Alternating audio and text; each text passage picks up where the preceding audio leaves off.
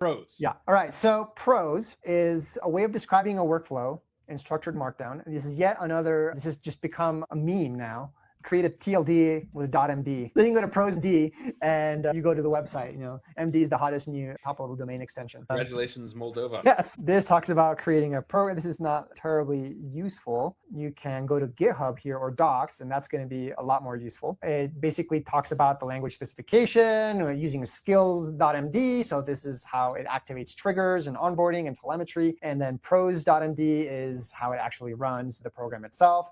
This is the kind of the language reference. This is a very detailed spec. Let's go to the root of the repo, and we'll see easier documentation. This gives an example of how you would have a prose program. This is a multi-agent orchestration and workflow control inside a Markdown document. It runs inside the runtime. So here I'm defining an agent, giving it a name. I'm specifying what model to use. So to your point, specifying a different model for different things. I'm enumerating skills that it can use. Now we know what skills are, right? So we could have a bunch of different skills, and we have a list of skills. So we can have agents with certain models with a certain set of skills. Here's another agent that's a writer agent that uses a different model. And then here is a workflow specification saying, in parallel, I want to have a research session that uses the researcher agent, and I'm going to pass it this prompt, which is research quantum computing breakthroughs. Then I want to have this competitive session that uses the researcher agent to analyze the competitor landscape. And then here's a loop, where you say loop until, and remember when I said ambiguous thing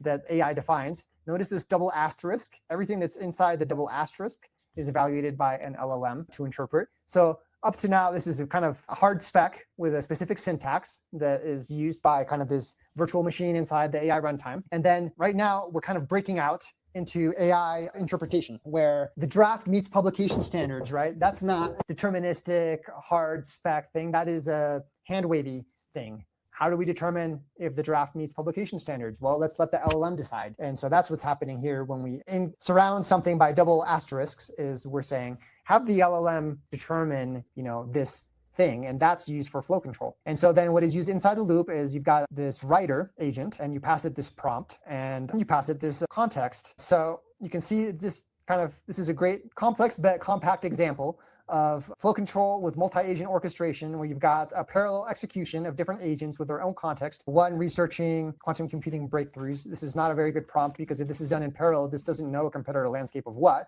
So you'd have to kind of specify that better. But then once you have these two things, you can have those things in as part of the context, their outputs for this loop, writing and refining until the evaluator then determines that the draft is ready for publication standards. So this is what they call inversion of control, because instead of having something external controlling the flow control for LLM execution, you're having the LLM session itself create subsessions, create multi-agents with their own contexts, create the criteria for flow control. So I get that up until the parallel part. Yeah.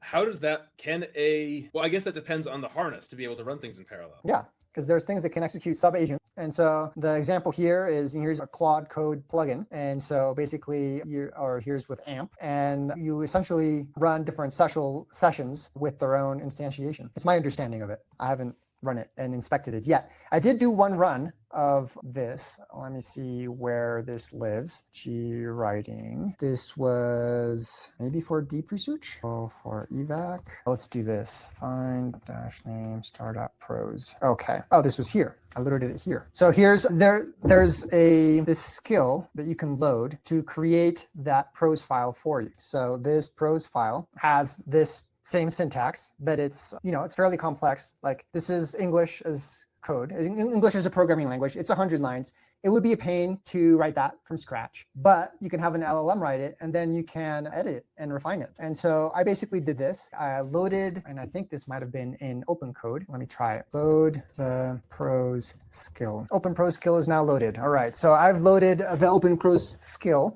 into the OpenCode agent harness. And so I can have it create a prose file. So did you like that clip? Well, check out the full episode. Leonardo and I put OpenProse through its paces. We check out Ralph Wiggum and the Ralph Loop, all sorts of great discussion related to AI coding, different models, different agents, different harnesses. Check it out. The link is in the description. Also, please join our Discord community. We've got great content, great discussions, and subscribe to our channel if you haven't already.